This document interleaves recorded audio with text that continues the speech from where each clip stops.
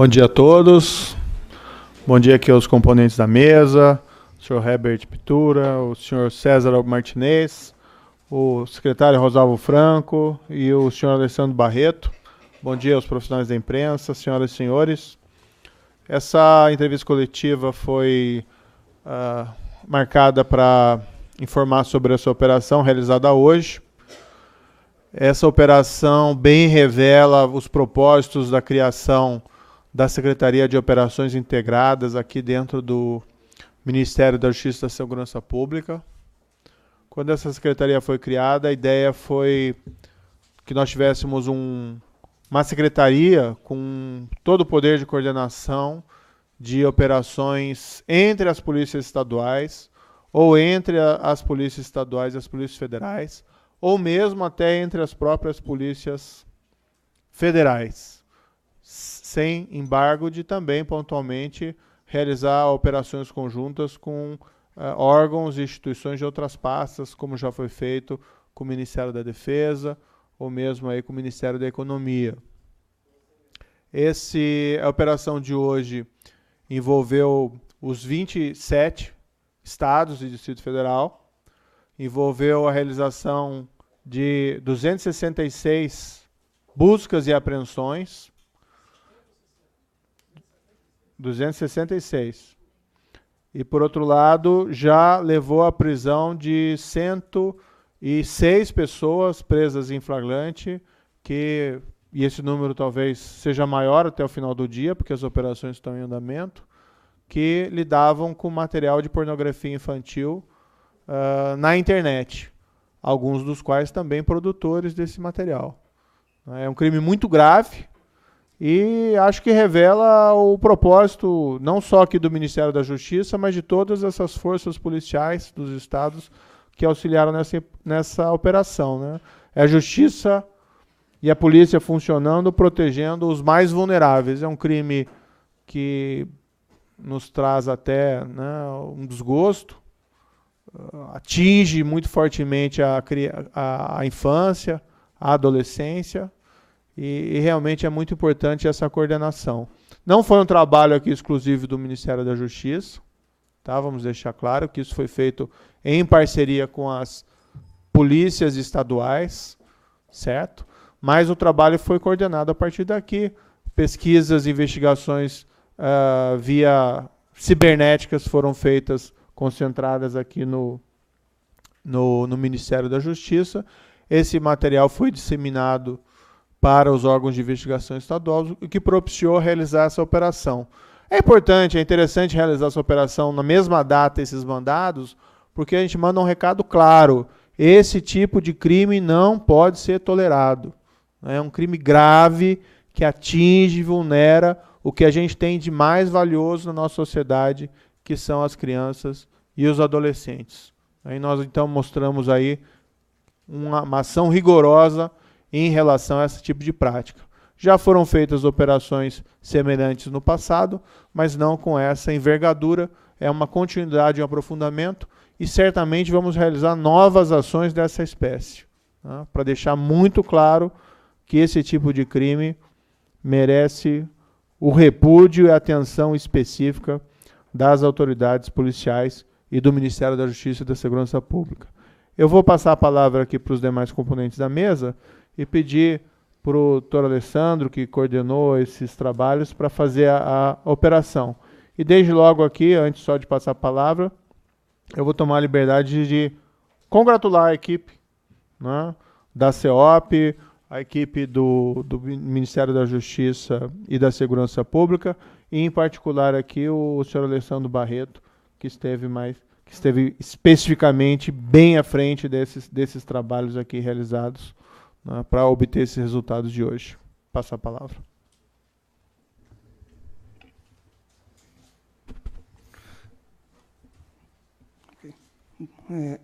Bom dia, pessoal.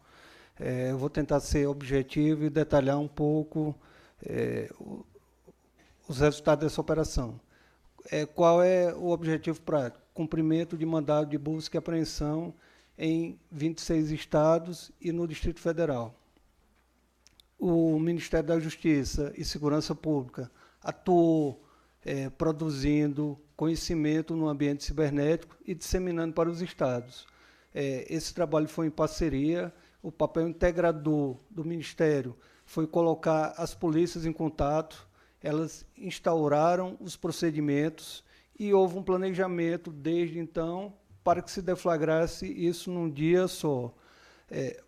Por que foi pedido mandado de busca e apreensão? Porque havia indícios de autoria e materialidade. Então, as polícias estaduais, essa é a primeira vez que a gente teve uma operação contra abuso e exploração sexual infanto-juvenil dessa monta, onde alcançou os 26 estados da federação e o Distrito Federal, com todas as polícias civis trabalhando, coordenadas e, no mesmo momento, efetuando o cumprimento das buscas. Bom, essa é a quarta fase. Nas 3 primeiras fases, nós tivemos mais de 400 presos em flagrante, só que o número de alvos foi maior. Isso não quer dizer que, no decorrer de alguns inquéritos que foram instaurados, a gente encontrou algumas peculiaridades. Por exemplo, o camarada que era preso por armazenamento, com a conclusão da perícia, descobriu que era produtor. Então, tivemos casos que várias vítimas foram identificadas e o produtor foi localizado. Essa ação envolveu mais de 1.500 policiais em todos os estados. As polícias civis. Por que esse número está aumentando, pessoal? Porque ainda nós estamos fazendo algumas buscas. A perícia está em alguns locais e, às vezes, demora a encontrar materialidade. Bom, a ação está sendo acompanhada no Centro de Comando e Controle, porque lá nós estamos representantes dos 26 estados e do DF, trocando informações e também o nosso pessoal dando um apoio técnico, porque auxiliando os estados, né, em encontrar a evidência no ambiente cibernético.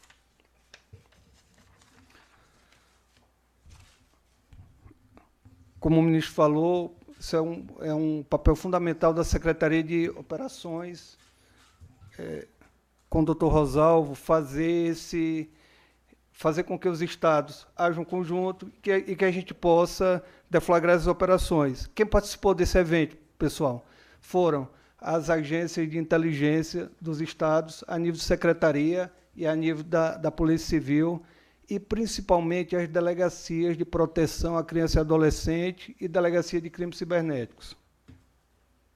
Mais um, por favor. Há uma impressão que o ambiente cibernético ele é um território sem lei. O que nós estamos fazendo hoje?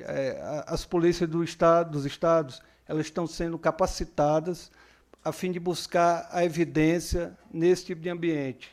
Então, há uma sensação de que eu estou anônimo, eu posso fazer o que quero. Não, as polícias, a operação de hoje é uma demonstração de que as polícias estão cada vez mais aptas a identificar autores de crimes nesse ambiente. O que é importante, pessoal? Isso, em todas as fases, a gente vem checando, é a uniformização de procedimentos. Os estados estão utilizando o mesmo padrão na coleta de evidências, na realização da busca, e, por isso, tem resultado um número grande de prisões em flagrante.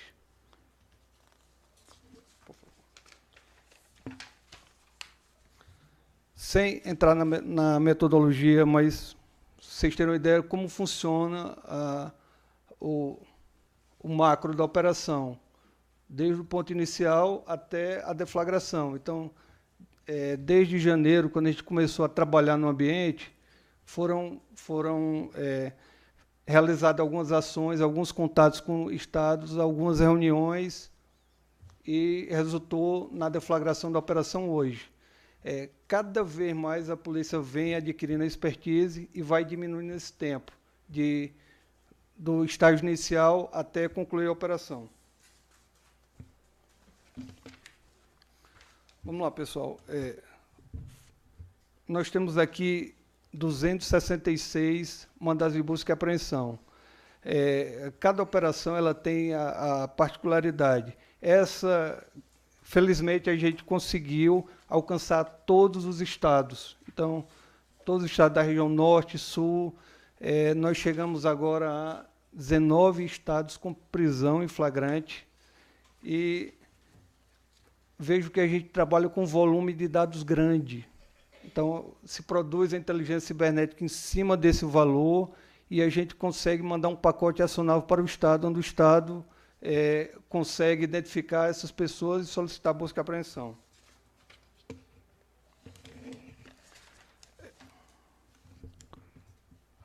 Há uma maior concentração, como vocês podem ver, no volume de prisões, e principalmente na região sudeste, onde há maior concentração de busca e apreensão, como também de prisões em flagrante. Esse número vai mudar no decorrer do dia, porque em alguns casos a perícia ela é um pouco detalhada e eu preciso de mais tempo até encontrar evidência.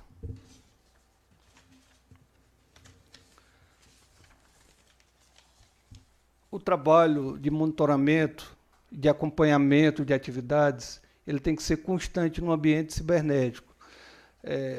Essa é a quarta fase, a gente até internamente fala que a melhor operação é a próxima. Então, a polícia, a atividade de inteligência policial, ela tem sido importante na proteção das crianças e dos adolescentes online. Ocorrem verdadeiros absurdos online, e a gente está identificando algumas pessoas que, em tese, são acima de qualquer suspeita. Não tem antecedentes, não tem nada. No decorrer do dia, a gente tem um perfil, mas eu já garanto a vocês, já foram presos policiais, profissionais que tratam com criança e profissionais da área de saúde. E, principalmente, pessoal, esse trabalho nosso repressivo, ele é importante, mas ele tem que ser... o trabalho preventivo é muito importante. Nós costumamos dizer para nossos filhos, não falar com estranhos na rua. Mas será que nós dizemos isso online? Será que a gente tem esse cuidado? Então, é importante uma atuação dos pais, do responsável legal na orientação e, principalmente, pessoal, utilizar os canais de denúncia online, as delegacias de proteção à criança e adolescente, Disque 100, etc., são importantíssimos para que a polícia receba informações e que ela possa identificar esses criminosos.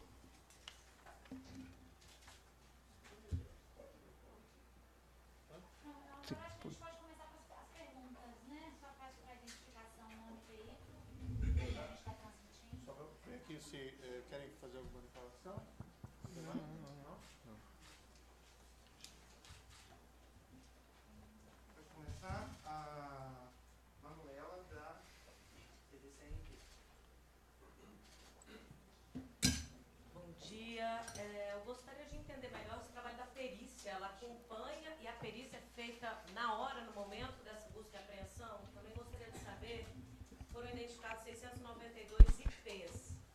Destes, houve um refino para chegar até 266 mandados de busca e apreensão. Todos esses IPs havia indícios de que estaria divulgando, reproduzindo? Vamos lá. Na realidade, foram mais de 6.000 IPs. Lá na tabela a gente tem 6.000 e algumas conexões. Então, há uma primeira análise em cima dessas conexões e, posteriormente, a gente faz um filtro e, desse filtro, a gente ainda faz uma depuração para quê? Para que tenha uma maior certeza e de que tenha mais elementos para iniciar uma investigação policial. Esse trabalho da perícia, que eu não entendi. O trabalho pericial é importantíssimo em qualquer local de crime, seja um homicídio, seja um crime contra o patrimônio e seja um crime cometido em ambiente cibernético. Então, esses locais de busca e apreensão, o perito auxilia bastante e é fundamental para apreender e apontar a materialidade delitiva do crime. Eu também gostaria de saber se esse trabalho de inteligência foi feito por policiais ou técnicos daqui da Secretaria de Inteligência. O trabalho de inteligência ele tem que ser silencioso. Então, tem guerreiros, heróis que trabalham, abdicam do seu horário e conseguem fazer excelentes trabalhos, mas foi feito por guerreiros. Só mais uma perguntinha. Como é que foi o trabalho, a ajuda da Embaixada Americana nessa operação? Parece que teve um trabalho de capacitação. Como foi isso? A Embaixada Americana, através da ICE, da Polícia de Imigração, ela é importantíssima desde a primeira fase. Então, nós temos sempre trocado informação, capacitação, principalmente a capacitação. A capacitação ela é fundamental para que os policiais estejam preparados a encontrar a evidência. É a arte de buscar a evidência do crime online. Bom dia a todos. Duas perguntas, acho que uma direcionada ao doutor Alessandro. Há já uma divisão relacionada ao número de prisões por estados? Qual estado a gente teve o maior número? Vocês já têm esse número? Os dados estão caindo ainda, a gente está coletando, mas eu te garanto que, pela quantidade de mandado de busca e apreensão e pelo resultado, São Paulo, né? São Paulo, mais de 30 prisões em flagrantes eu já tenho. E uma pergunta ao ministro Sérgio Moro, ministro, saindo um pouquinho do assunto da coletiva. O senhor esteve hoje com o presidente da Câmara, Rodrigo Maia, foi um café de aproximação, os senhores discutiram a questão da tramitação do projeto anticrime?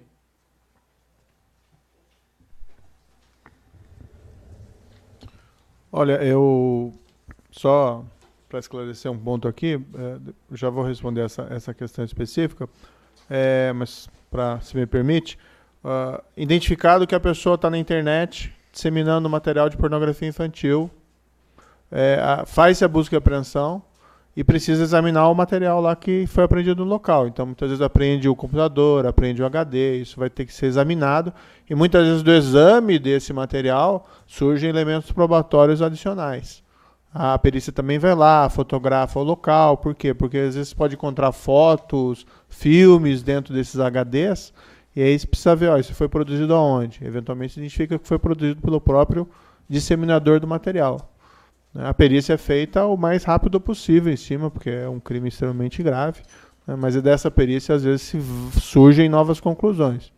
E o que é importante nesse caso também, acho que é destacar, que a partir dessas apreensões se pode descobrir a rede de conexão daquela pessoa que utiliza aquele material. Claro que a investigação nessas redes ela gera algumas dificuldades, as pessoas utilizam mecanismos para garantir o anonimato, mas o fato de nós termos aí 266 buscas e apreensões e prisões, acho que não caindo, crescendo, né? Caindo são os dados, subindo os dados para o sistema, as prisões vão subindo. Revela que o anonimato da internet não vai ser proteção para essas pessoas. A polícia tem meios para descobrir esses fatos. A questão do presidente Rodrigo Maia, veja, eu já falei algumas vezes, o que houve foram ruídos de declarações semana passada, isso não implica nada em uma mudança de relacionamento, tenho um grande respeito pelo presidente Rodrigo Maia, e a crença e a expectativa firme de que, com a liderança dele e do presidente Jair Bolsonaro, nós vamos conseguir aprovar o projeto com mudanças, com eventuais aprimoramentos na Câmara, no Senado, mas isso vai adiante sim. Hoje foi só mais uma sinalização, nós já tínhamos conversado, na verdade, desde da semana passada, vimos acertando e aproveitamos para nos reunir hoje para conversar sobre esses detalhes. Tem uma relação bastante cordial com o presidente da Câmara, uma pessoa muito sensata.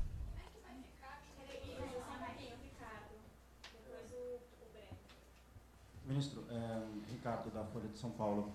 Ainda sobre esse tema, eu queria entender dois pontos. Um, se o grupo de trabalho que foi criado na Câmara, se ele vai funcionar num período mais curto, para que a tramitação do projeto anticrime seja mais célere, ou se o grupo não vai se reunir e o projeto vai direto para alguma comissão. e se o projeto vai ser realmente apresentado simultaneamente no Senado para tramitar. A última pergunta que eu respondo sobre isso. Na verdade, foram conversadas várias alternativas. O que foi ali acertado, um compromisso para o projeto, né, tramitar na Câmara. Também surgiu vários senadores que querem apresentá-lo junto ao Senado. Se eles assim fizerem, é uma iniciativa dos senadores. O que nós temos pontuado que é oportuno que haja uma concordância da Câmara nesse sentido, para acelerar o debate. Mas, assim, o compromisso foi esse. Mas o assunto de hoje é a questão aqui da operação, que é muito importante, né? Eu acho que, em particular, o efeito preventivo de uma operação dessa é relevante e merece ser divulgado aí pela imprensa. A imprensa também tem um papel nessa área. Claro que eu não quero fazer pauta da imprensa nem nada, mas é relevante fazer esses destaques, né? Porque, afinal de contas, nós estamos falando aí, como eu disse, do que a gente tem de mais importante, que são nossas crianças e adolescentes. Sem mais perguntas, tá, sobre essa questão do projeto. Oi, bom dia. Meu nome é Bruno, Correio Brasileiro. Eu queria perguntar ao Alessandro Barreto, a questão da Deep Web, da Dark Web, tem muito sido tratada recentemente por conta do que aconteceu em Suzano e tudo mais.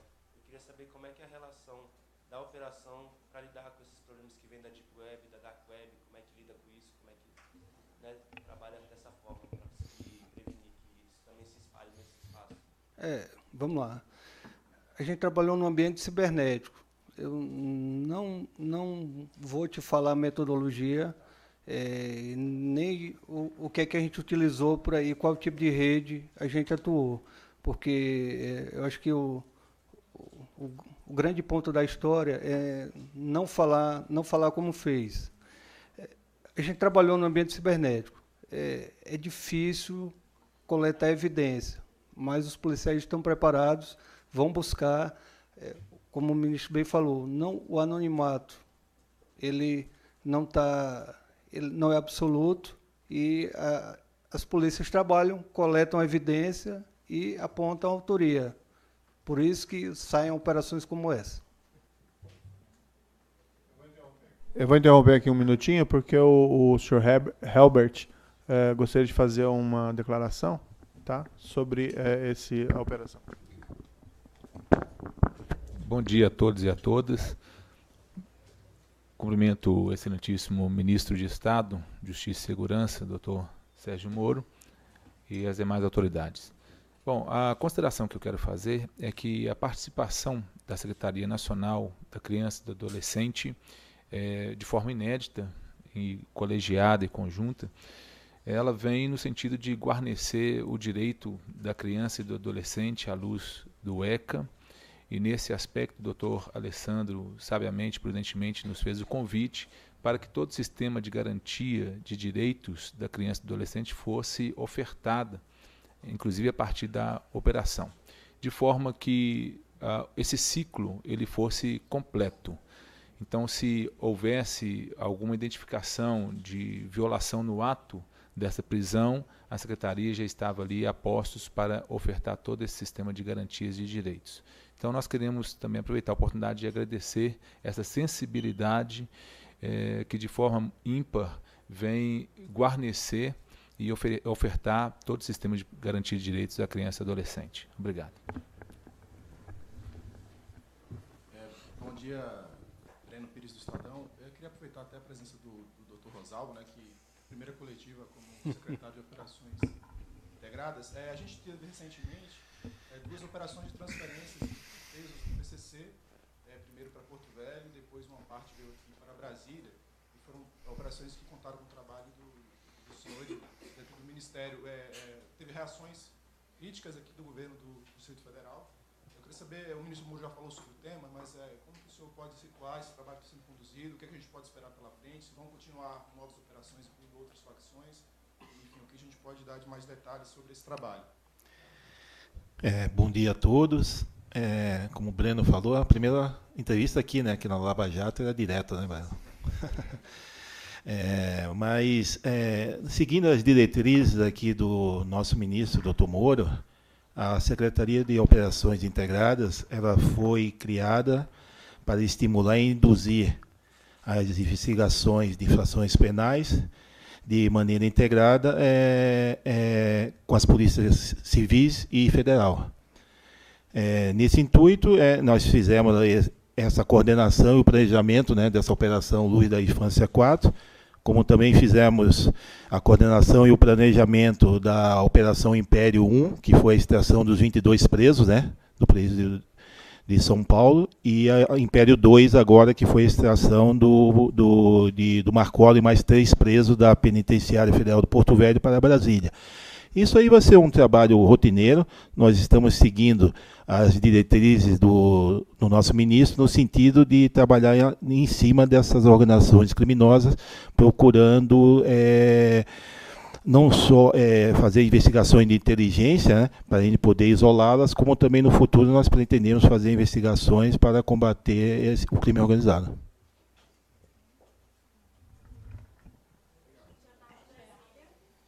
Tasso Lohan, Rádio Brasília. E as vítimas, tem alguma coisa? Já foram identificadas? Quantidade? Bom, os dados ainda estão sendo coletados pela equipe. De alguns arquivos que a gente analisou, tem crianças vítimas a partir de 2 anos. Tá? Eles têm várias formas de cooptar, de abusar e de explorar as crianças. Então, usam muitas vezes o grooming através de redes sociais, usam diversos artifícios para abusar de crianças. O que a gente viu das operações anteriores? Acho que a parte mais importante desse trabalho é identificar vítimas, certo? É tirar a vítima de situação de abuso e exploração. Então, são crianças que são abusadas por parentes, por pessoas próximas, e quando a gente identifica, isso é muito mais importante que muitas prisões, quando você tira aquela criança da situação de abuso.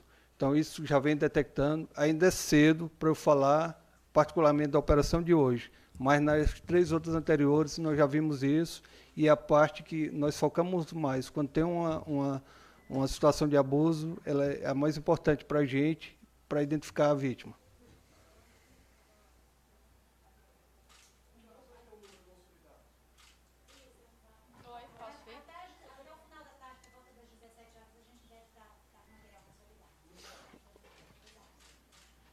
Ministro, peço desculpa, mas eu vou ter que voltar num tema que o senhor pediu para não tocar mais. A questão é que para a gente é muito importante saber, porque na última semana houve muito atrito entre o governo e a Câmara.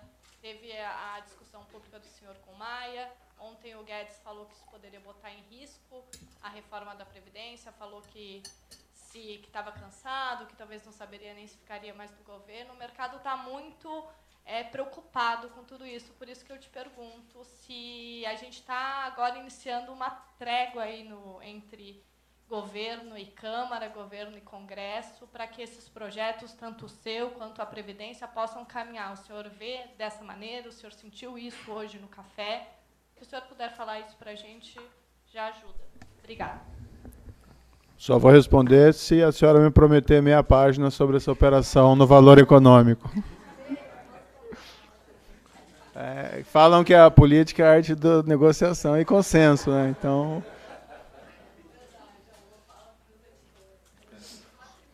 não, veja, eu acho que são discussões assim que no fundo não tem lá muita razão de ser.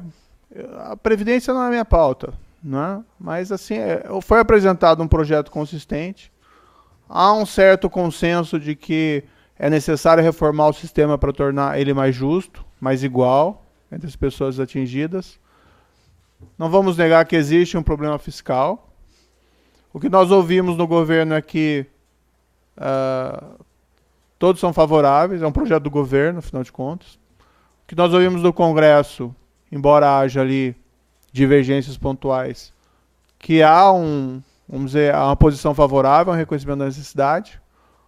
o presidente Jair Bolsonaro apoia, o presidente Rodrigo Maia apoia. Então, assim, eu acho que tem tudo para ser aprovado. Agora, são rusgas que têm que ser contornadas e acho que esse é o caminho. No caso do projeto anticrime, a situação é basicamente a mesma. Eu acho um projeto importante. Nós temos aí sérios problemas de crime organizado, crimes violentos e corrupção. E nós precisamos seguir adiante. Temos que deixar divergências pessoais de lado, né? E nem são divergências pessoais muito reais. São questões, assim, às vezes de bobeiras, né? Então, eu acredito que o clima vai desanuviar. E a senhora fica me devendo meia parte no valor. Bom dia, ministro. Tenho duas perguntas. A primeira endereçada ao senhor. O senhor mencionou que certamente o Ministério vai realizar novas ações. O senhor estava se referindo especificamente a esse tipo de ilícito, de crime. Então, eu gostaria de perguntar se há no radar do Ministério aproveitar a expertise do laboratório para combater também a disseminação de mensagens de ódio e situações semelhantes, conforme comentou o colega ali, mensagens inclusive relacionadas a crimes em escolas. Eu vou aproveitar até para fazer uma sugestão aqui para a imprensa, né? Esse episódio lá de Suzano, lamentável, trágico, etc. Agora, há algumas avaliações, alguns estudos que uma divulgação ampla em relação às pessoas que perpetraram esse incidente, o histórico, com divulgação de fotos, imagens, pode levar, né, vamos dizer, um dos fatores que pode incitar novos episódios. Existem alguns países que têm padrões muito rigorosos na divulgação desse tipo de fato, né? Então, assim, acho que, e aqui não é um juízo de censura à imprensa, mas uma sugestão, episódios dessa espécie, tem que tomar muito cuidado como isso vai ser divulgado pela imprensa. Claro que a imprensa não pode negar informação, mas algo que poderia ser feito pela imprensa seria uma melhor ponderação de como divulgar esse tipo de episódio. E certamente, o trabalho da secretaria aqui, nós temos quanto já? 3 meses, né?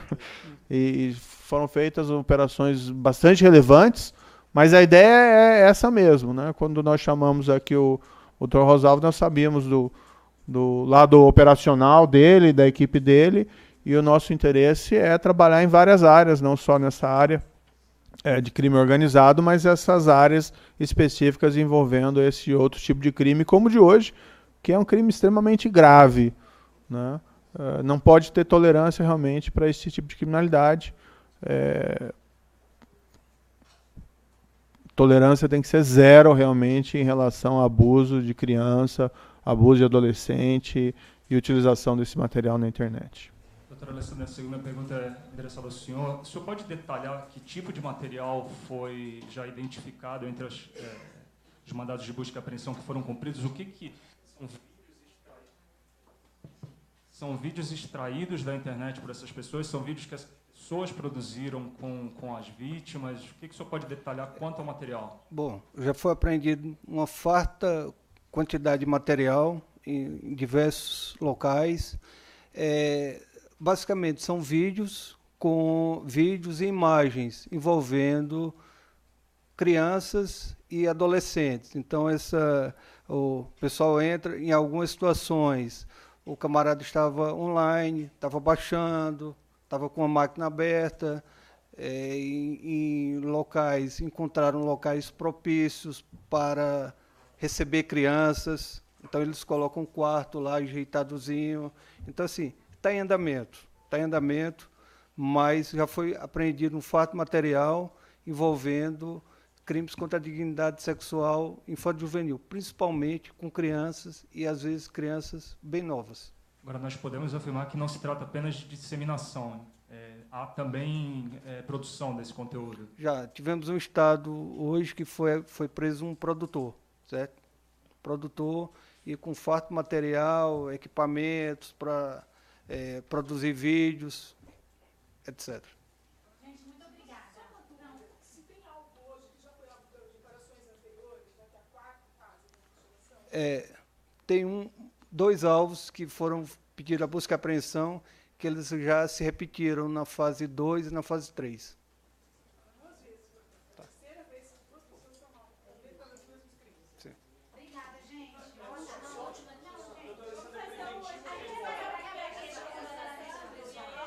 Não. São prisões em flagrante. Em flagrante.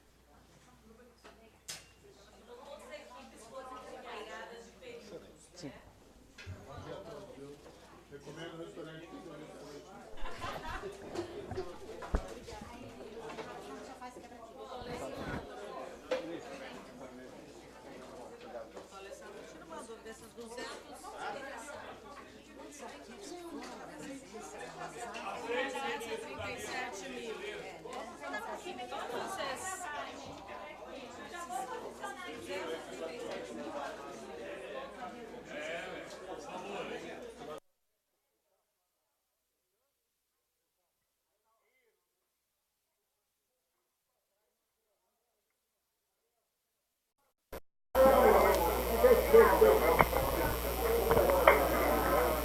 Só um momento, por gentileza. Miltei, tá chegando, tá chegando? Só um momento, por favor. Ok, o áudio. Sabe que é meu ídolo?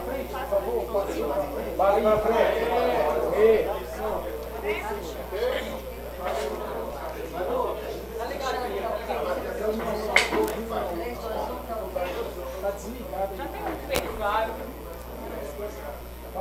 Já a partir de outras operações, dá para dizer mais ou menos o perfil desses exploradores?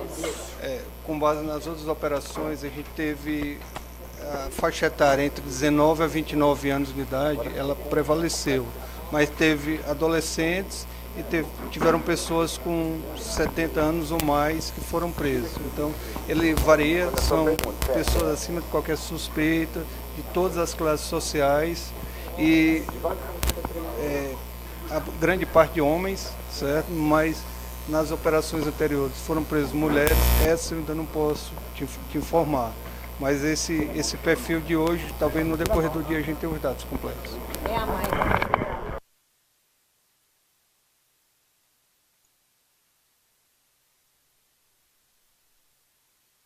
Feita em todos os estados do Brasil. Então, contra abuso e exploração sexual infantil juvenil é a primeira que é feita em todos os estados de forma sincronizada. Como é que foi essa cooperação técnica com a Embaixada Americana? Acho que o grande trunfo é capacitar o policial. O policial, quando ele é capacitado, quando ele tem as informações necessárias, ele consegue coletar evidência e apontar crimes cometidos online. Essas crianças, como é que elas são cooptadas? Olha, a internet ela foi criada com fins lícitos, as plataformas são criadas com fins lícitos e os criminosos aproveitam esse ambiente para potencializar suas ações. Então, através de grooming, através de várias metodologias, os criminosos cooptam crianças e abusam ou exploram online. O ministro mesmo falou, e é um crime tão grave, e a pena, por exemplo, a maior delas é 8 anos. Isso não é pouco? A minha visão pessoal, sim. Nós temos aqui, Colômbia, se eu não estiver enganado, é de 10 a 20 anos de prisão. O Peru, 6 a 12 anos. A nossa, o armazenamento é 1 a 4 anos. É muito pouca pela gravidade da situação. Vocês não têm ideia do que os policiais conseguem localizar e o tipo de material que circula. Obrigado. Obrigado. O cara vai sair.